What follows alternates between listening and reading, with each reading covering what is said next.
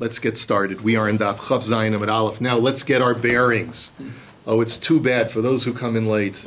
They're not going to get their bearings. They're going to be totally lost.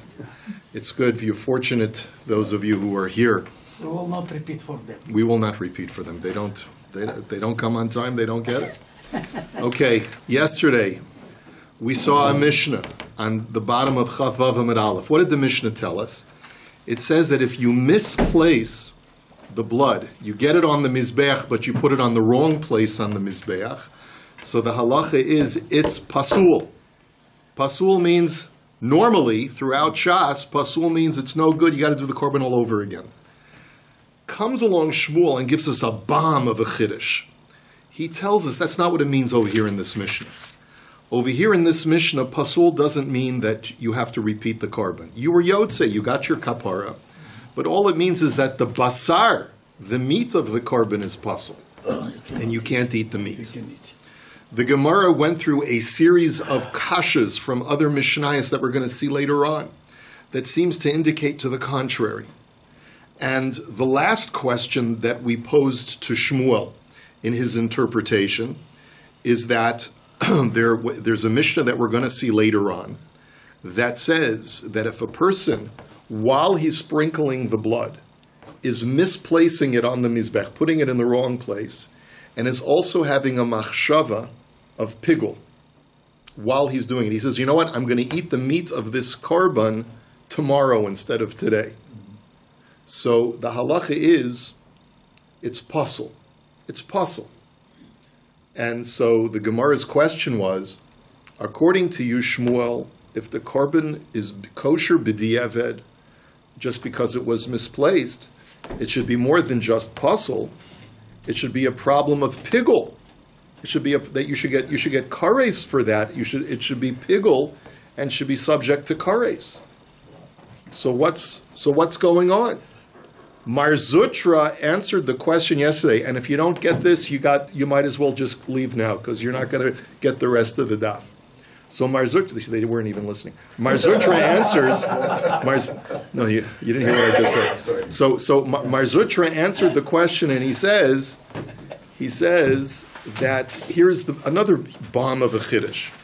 He says if you misplace the blood on the mizbeach, it's kosher b'diavad. But because the meat is pasul for eating, a machshava of pigul no longer gets you kares. A machshava of pigul is meaningless because since the meat cannot be eaten, pigul can only set in when that is the only disqualifying factor for the consumption of the basar. If there are other disqualifying factors for the consumption of the basar, so then pigul does not set in. That was where we left it off yesterday. So now we're about the 7th or 8th line on Daf Chav Zayin Amud Aleph.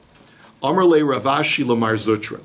So Ravashi said to Mar Zutra, just let me say very gently and kindly to the people who came late, we just gave a 4-minute synopsis that if you missed, you probably will not understand the rest of the daf today. I'm sorry. I say that only to let you know that coming on time to a very complicated daf like this is crucial, is essential to not wasting the next half hour. Okay? I say it with love, but I just want you to know that it is important. Okay? Because I don't want you to waste your time while you're here. So the Gemara now says, Amar le Ravashi le Mar Zutra. So Ravashi says to Mar Zutra, I don't understand. Minolacha. Where do you get this idea from that because there's another disqualifying factor to the basar, pigul can't set in? He says, Dichsiv v'im he achol ye achel mi besar zevach shalamav pigul yihiyeh. This is based on the language of the pasuk, which implies that eating is associated with the disqualification of pigul. Misha pigulo goram lo yatzazeh she'in pigulo goram lo ela iser davar acher goram lo. He says, based on the language of the pasuk, if something else already disqualifies the meat from being eaten, pigul does not set in. That's the language of the pasuk. And pigul's automatically chayiv kares. It's not automatically. It's only if you eat the meat of the sacrifice where you had your machshav of pigul. We're going to see that at the end of the daf today. So the Gemara now says, Ihachi, ifsule nami lo lifsol. So the Gemara says, well, then I don't understand. Why then did the Mishnah later on say that by having a machshava of pigul, the entire korban is disqualified? If pigul didn't set in because the meat was already disqualified from eating, let him at least be yotzei the korban. So Amar Rav Nachman bar Yitzchak midi dahava amachsheves hinuach va'aliba de Rebbe Yehuda. So the introduction of a new idea based on a Mishnah that we're going to see in a few days. The Mishnah on Daf Lamed Hey tells us an important idea, which is that something can, even though it's not in the category of pigul, but it could still disqualify the korban. If I have a machshava that while I'm shechting the animal, I'm thinking that I'm going to leave over the blood for sprinkling until tomorrow, so the halacha is, even though I'm not necessarily thinking about the consumption of the blood, I just want to, or I'm going to leave over the meat until tomorrow. I'm going to leave over something of the korban until tomorrow. Not having to do with the consumption of the item, but rather just leaving some of the blood over for tomorrow. Even if I end up doing the zrika today, Rabbi Yehuda says that disqualifies the korban. So the thing that disqualifies this korban is not the fact that he intends on eating the korban tomorrow, because that's not in the realm of pigul anymore, since the blood on the mizbeach was misplaced. He can't eat the meat anyway. But the thing that disqualifies the korban was his intention to leave over the meat until tomorrow, when really it had to be destroyed and incinerated today.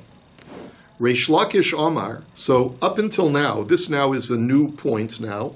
Reish Lakish is now arguing with Shmuel. We're going to see three different opinions. We saw yesterday the opinion of Shmuel, who says that when the Mishnah says the word pasul, it doesn't mean what pasul normally means throughout Maseches Zevachim, that the korban is totally bad and it has to be redone, but rather it means you're yotzei the korban, but you cannot eat the meat.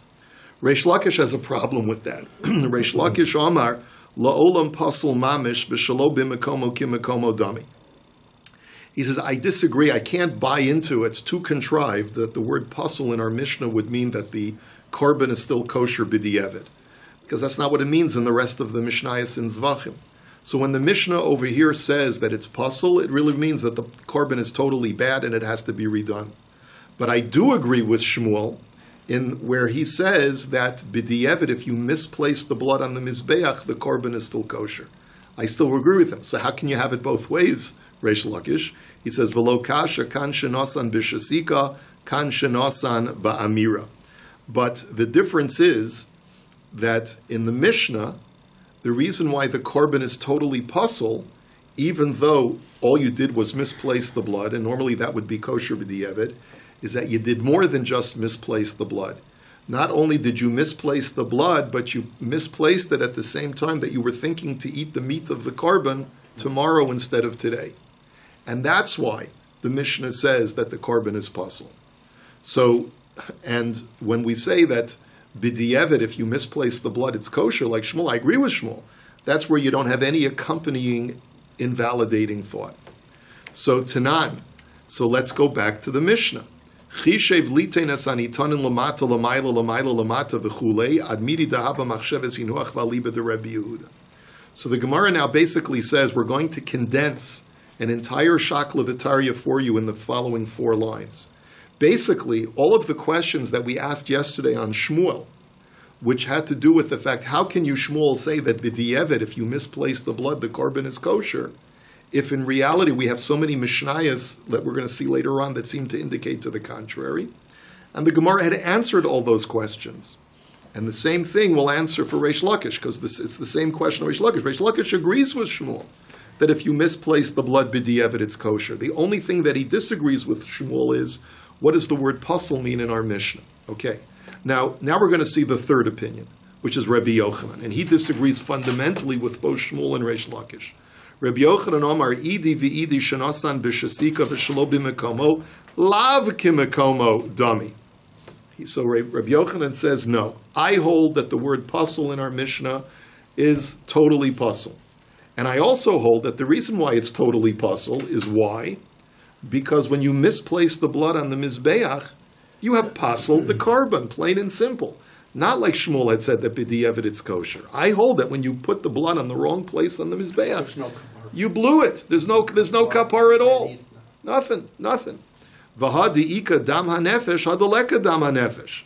But then you're left with one more question. The question is, we saw a Mishnah yesterday, quoted by our Gemara, that says that if you misplace the blood, you have to redo it by doing another Kabbalah Sadam and getting more blood into a receptacle from the same animal and redoing the Zrika. So the question is, why didn't our Mishnah say that? Why did our Mishnah just say fundamentally puzzle, discard it, and start all over again? So the answer is because our Mishnah is talking about where by the time you discover your error, there's no more blood in the animal to do Kabbalah from, which is not a very contrived answer. I mean, think about it for a second. How long does it take for all of the blood of the animal to run out of its neck? Probably maybe a minute or 2 minutes. So you've done your Kabbalah, you misplaced the dam by doing Zrika. Someone says, hey, you put it on the wrong place on the Mizbeach. Already 5 minutes have elapsed. By the time you get back to the animal, there's no more blood. And that's why the Mishnah says that it's puzzle.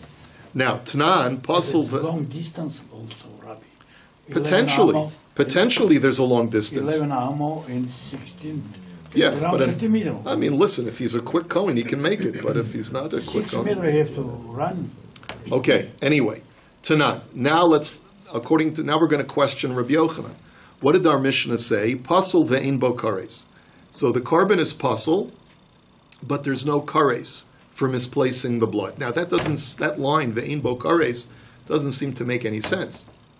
Bishlam l'reish lakish hano dikatani puzzle ve'in bo kares. I can understand according to Reish Lakish, what does puzzle mean?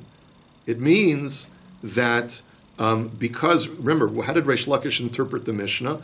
Puzzle means that it's puzzle. Why?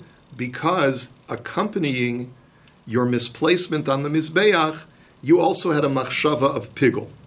So I can understand why the Mishnah says it's puzzle, but there's no kares because the meat was already disqualified without the machshava of pigul, right? So that's relevant, the ein bo kares. Elul Rabbi Yochanan, my ein bo kares. But according to Rabbi Yochanan, who says there's no accompanying pigul thought, but rather the reason why the misplacement of blood is puzzle is because anytime you misplace the blood, it's puzzle. So then what's the chiddush of ein bo kares? Obviously there's no kares. Why would I think that there is kares? So the Gemara says, kasha, it's a good point. We don't have an answer for that. Vili Shmuel mayin bo kares. But according to Shmuel, it's also problematic. Remember, Shmuel says that the word puzzle just means that the meat is puzzle. Why would I think that there's any kares if there's no machshav of pigul there, according to Shmuel? Hachi ka'amar, im nasan b'machshav puzzle ve'in bo kares. So you have to kvetch it a little bit according to Shmuel. What it means is that yes, it's puzzle. What we're talking about in the entire Mishnah is puzzle, that the meat is puzzle, but the last line, which says puzzle ve'in bo kares, means that in the event that you had an accompanying thought of pigul, when you misplaced on the Mizbeach, the entire carbon is puzzle, and there's no kares because there's no the kares of pigul does not set in. Now, v'Reb Yochanan, ishalo b'mekomo lav k'mekomo dami, lihavi ki nishbach min hakli ala ritzba v'yasfenu. So the Gemara says, now 1 second, we've all seen this before in Zevachim. When you do a Kabbalah of dam, if you've already received the blood in a receptacle and it spills on the floor, is there any remedy for that blood that spilled out? Yes, there is. What are you supposed to do? You scoop it up off the floor and you put it back in the receptacle and you do Zrika. When did we say that there's no remedy? When blood spills from the animal's neck onto the floor and it never got into a receptacle in the first place. So the question that we have is like this. If I misplace the blood on the Mizbeach, why should it be any different from when the blood spills out of the receptacle on the floor? Why can't I just scrape the blood that I sprinkled incorrectly on the Mizbeach, scrape it off, and replace it in the right place? Why can't I have that remedy, according to you, Rabbi Yochanan? I grant you that it's not good because I misplaced it, but fix it. I can fix it. Why don't you tell me that I can fix it? So Savar lo kimanda Omer lo ya'asfenu. So the answer is that Rabbi Yochanan actually holds that when it falls on the floor, it's different from when it hits the Mizbeach. Because as we're going to see, once something hits the Mizbeach acts like a spiritual magnet, and it makes the blood stay on the Mizbeach. There's many instances when something is once something is placed on the Mizbeach, you don't have the right to remove it, because in a sense it's been sanctified by the altar. And there's this concept called HaMizbeach Kolate. The Mizbeach absorbs or holds on to something and does not allow you to remove it afterwards. And so this is the case, Rabbi Yochanan will hold this as the case by the blood that was misplaced as well. Even though it's not kosher, it's not a kosher zrika, but at least the Mizbeach has this magnetic power that it doesn't allow you to remove it once you've placed it on, even if you've placed it incorrectly. So what's this machlokes? The Amar Rav Yitzchak bar Yosef Amar Rav Yochanan, Hakol modim b'nitanim l'mayla shenasin l'mayla l'mata v'shenasin l'mata shelo k'mitzvasan lo yasven.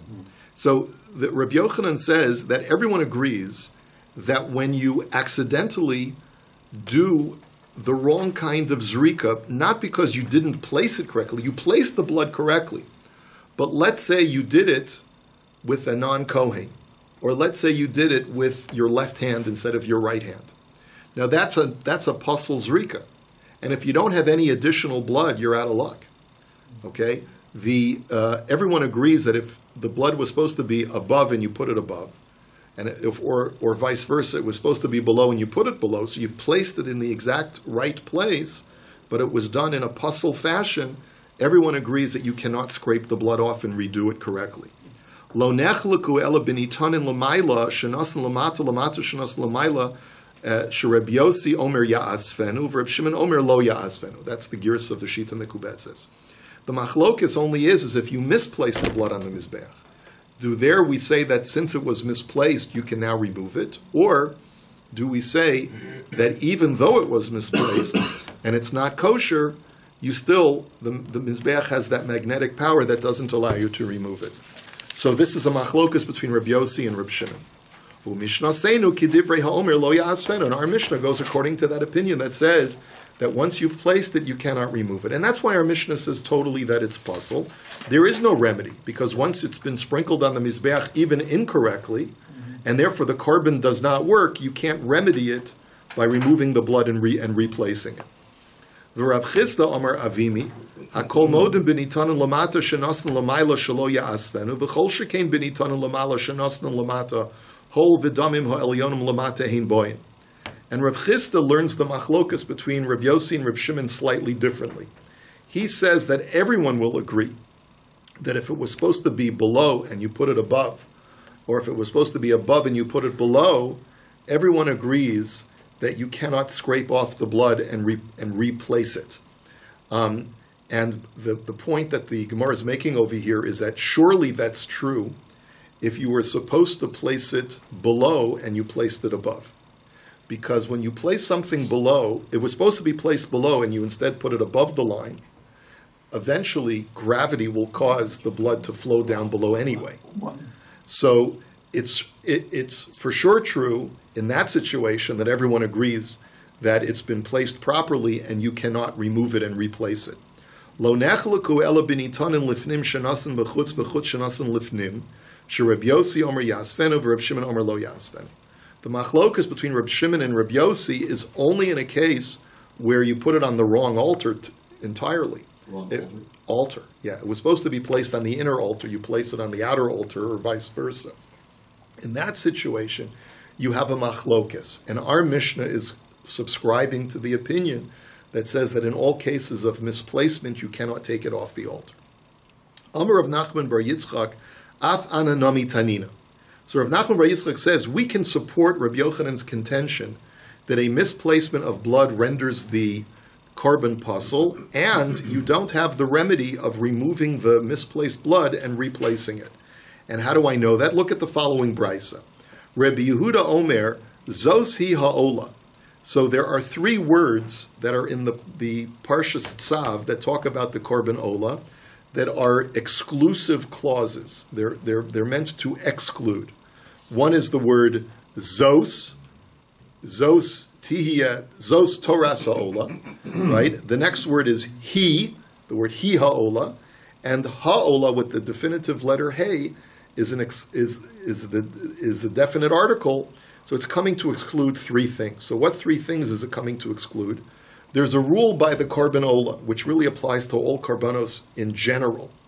And that is, unless the disqualification of this korban is extremely severe, which we'll detail in just a moment, if b'di'evid you put the carcass of the animal on the altar, you never remove it. Now, it could be that the korban is totally puzzle, but once you've put the carcass on, you don't take carcass haguf shala be'ema. Once you put the carcass of the animal on the mizbeach, you have to let it burn up and you can't take it off.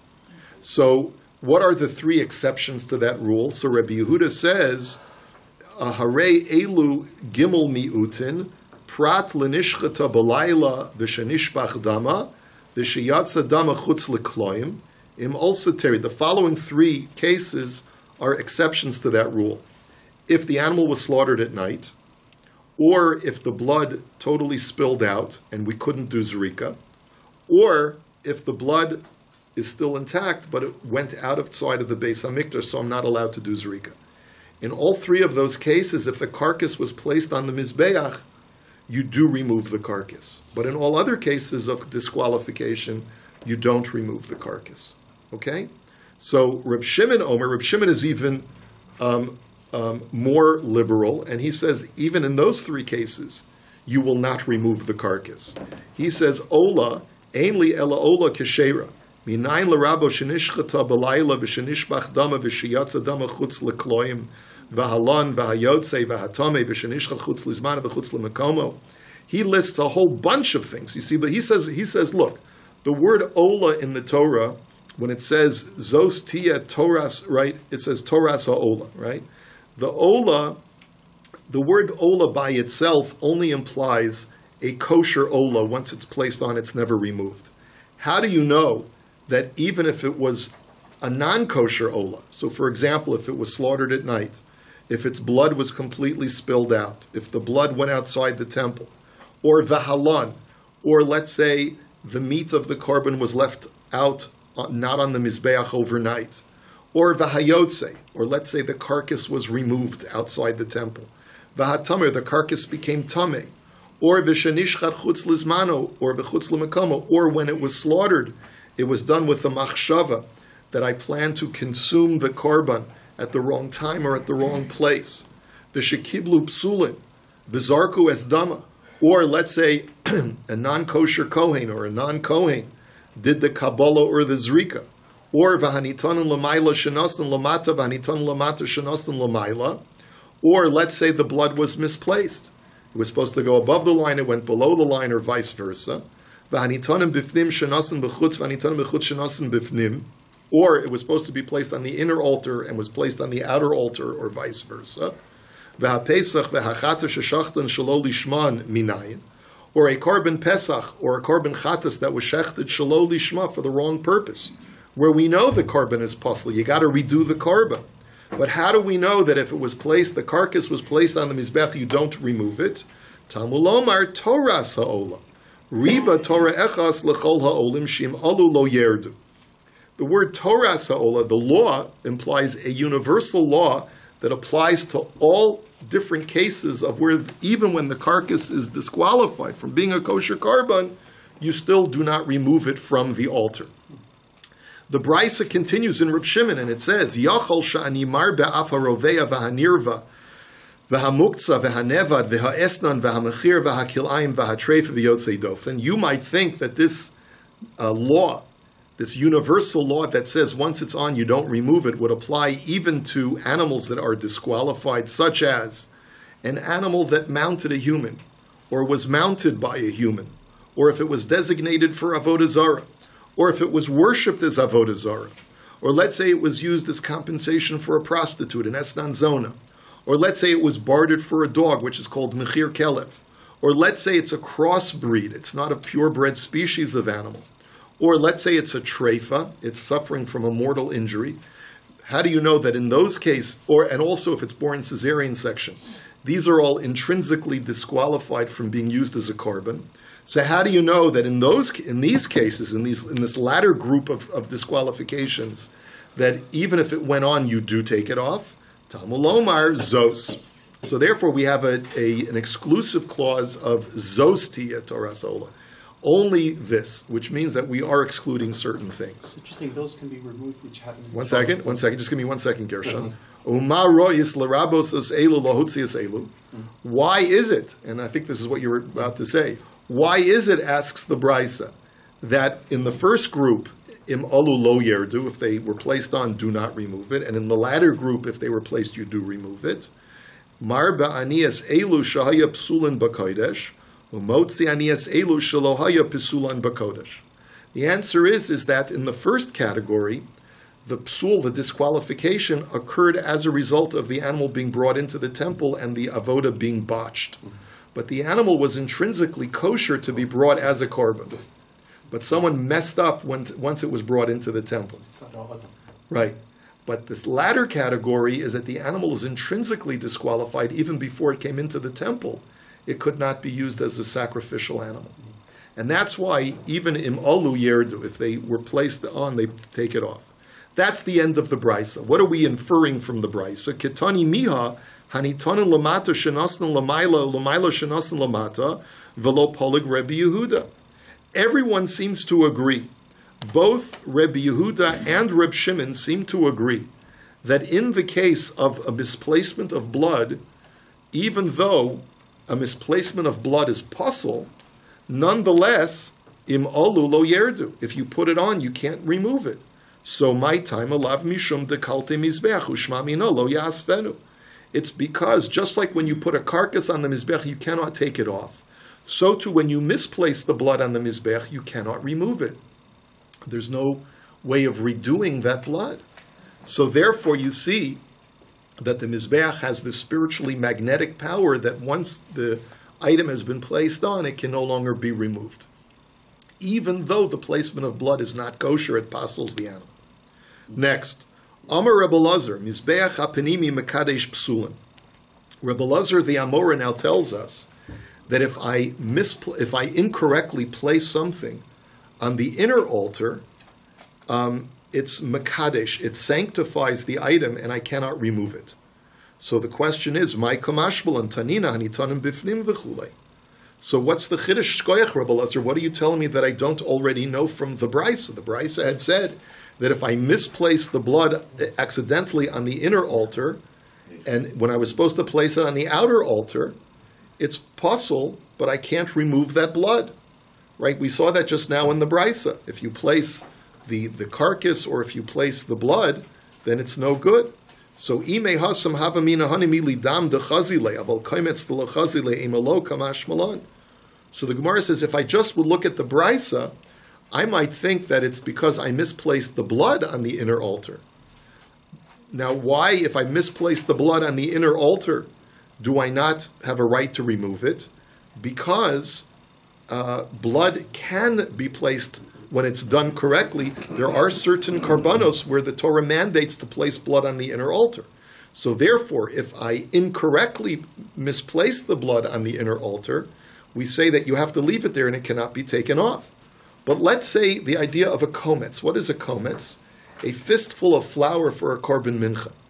You're never allowed to take a voluntary kometz and put it on the inner altar. You can only place mandatorily prescribed incense or blood on the inner golden altar. You can't place a fistful of flour. So you might have thought that since it's never ever supposed to be placed on the inner altar, if it was placed on, you can remove it. Kamash malan, that no, once it's been placed on the inner altar, you cannot remove it, and you will therefore have to redo the entire korban mincha. So meisvei. So let me ask you a kasha. Ketoyre zara sha'olsa lagabi mizbeach terei she'en lecha mekadesh psulan al mizbeach achitzon beroilo. Chitzon in panimi lo. Let's look at the brisa. The brisa says that if you have foreign incense, meaning incense that was voluntarily brought, and the assumption is that it's placed on the inner altar, the halacha is that it has to be removed because the inner altar does not sanctify or magnetize the things that are placed on it. Only the outer altar does that, as long as the thing that's being placed on the outer altar was properly sanctified in a ministering vessel before it was placed on the outer altar. So it seems like only the outer altar has that permanent magnetizing property, but not the inner altar. So Tritz Hachi, Ketore Zara Sha'olsa Lemizbeach Achitzon Tereid, She'ein Mizbeach Achitzon Mekadesh Psulan Ela HaRo'ilo. V'hapenimi bein Ro'ilo bein She'ein Ro'ilo. So you have to really, you misread the Brisa. What the Brisa really means is that if you place foreign Ketoris, a Ketoris that was not properly mandated, if it goes on the outer altar, not on the inner altar, but it's misplaced on the outer altar, and it was not placed properly, meaning that what did you do? You put it incorrectly on the outer altar. Something Ketoris is never supposed to be placed on the outer altar, and since you incorrectly placed it on the outer altar, it has to be it is allowed to be removed and redone. And why is that? Because the outer altar only sanctifies those things that are normally placed on the outer altar. Since Ketoris is not normally placed on the outer altar, it is subject to removal. But when you misplace something on the inner altar, even if you misplaced something that never normally goes on the inner altar, it's permanently magnetized to the inner altar and you don't remove it. My taima, hai ritzba v'hai klisharis. And what's the reason? Is because there's a difference in level of holiness between the inner altar and the outer altar. The outer altar is less holy because it is made out of stone and attached to the ground. It's not a sanctified object. But the golden altar is an object that was anointed with the ministering oil, just like any other ministering vessel. It's not attached to the ground. It's actually a ministering vessel, and therefore it has a higher level of sanctification than the outer altar. And therefore, if you accidentally take a kometz and you put it on the inner altar, it is permanently magnetized to the inner altar and it can never be removed. Okay, that concludes that discussion. Let's go on to the next Mishnah. And this Mishnah is very simple because it contains concepts that we've discussed all along. It really, the whole function of this Mishnah, we'll do it very quickly, is to discuss the difference between chutz lizmano and chutz limekomo. What do those terms mean? Chutz lizmano means outside of its time, and chutz limekomo means outside of its place. They are descriptive of a mental process that a Kohen is having while he's doing the avoda. He can have this thought of chutz lizmano or chutz limekomo at different stages of doing the avoda, and his machshava is that I'm going to cause the consumption of a portion of this korban either at the wrong time or at the wrong place.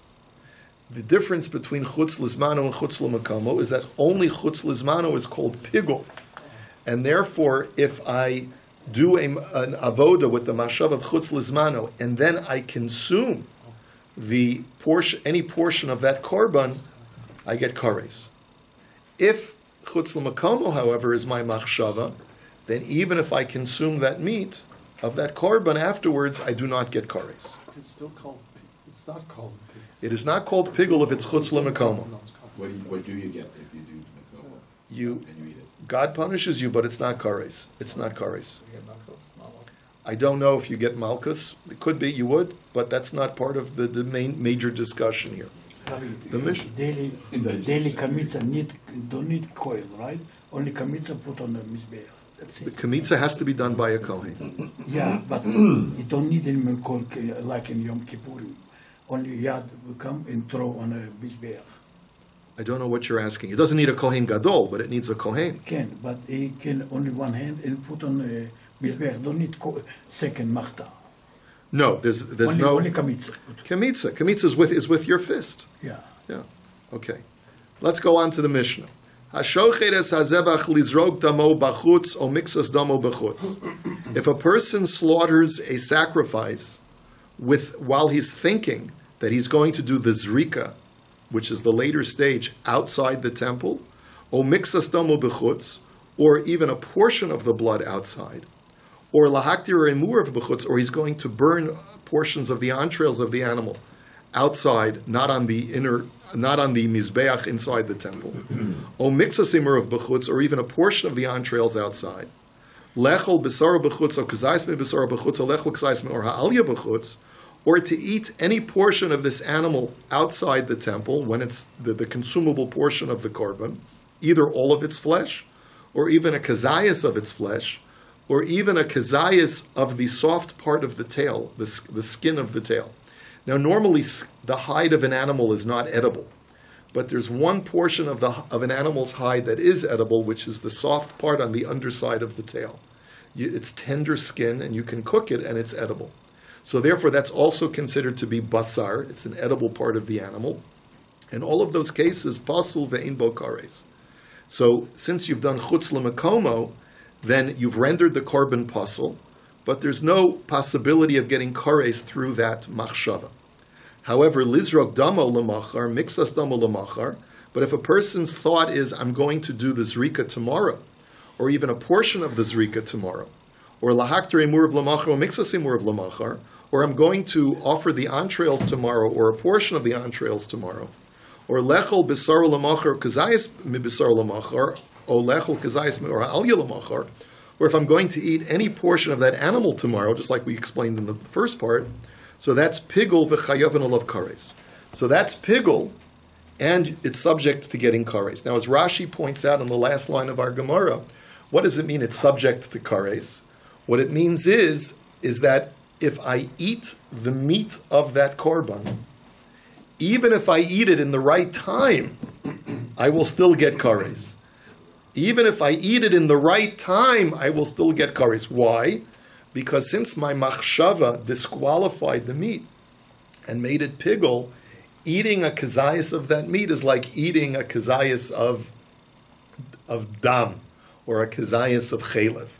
It's become non-kosher through my machshava. So regardless of whether I eat it today or tomorrow, I'm going to get kares for doing that. And this is where we'll hold it for today. The machshava alone doesn't cause the